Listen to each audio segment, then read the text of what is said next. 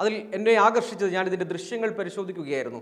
ഷിജു വെളിയത്ത് ഈ ഉദ്ഘാടന പരിപാടിയിൽ, അതായത് ഈ അങ്കണവാടി ഉദ്ഘാടനം ചെയ്ത് മന്ത്രി കെ രാജനടക്കം പങ്കെടുത്ത പരിപാടിയിൽ മുഖ്യാതിഥിയായി വന്ന ആദരവ് ഏറ്റുവാങ്ങി അതിനുശേഷം പറഞ്ഞ വാക്കുകൾ ഒന്ന് കേട്ടു നോക്കുക.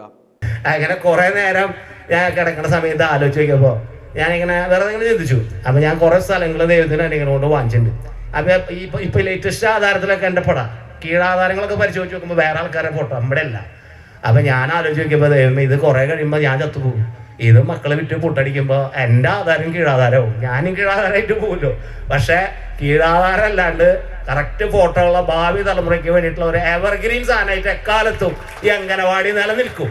അതിലെനിക്കൊരു പങ്കാളിയാവാൻ പറ്റുകയാണെങ്കിൽ അത് വലിയൊരു കാര്യമാണ്. ഈ വാക്കുകളിലുണ്ട് എല്ലാം. രാഷ്ട്രീയമായ അഭിപ്രായ ഭിന്നതകൾ, ആശയപരമായ ഭിന്നതകൾ നമുക്കുണ്ടാകാം. പക്ഷേ ഈ ഷിജു വെളിയത്തിനെ പോലെ കരുണയോടെ ആർദ്രതയോടെ സമൂഹത്തിൽ ഇടപെടാൻ കഴിയുക എന്നത് ചെറിയ കാര്യമല്ല.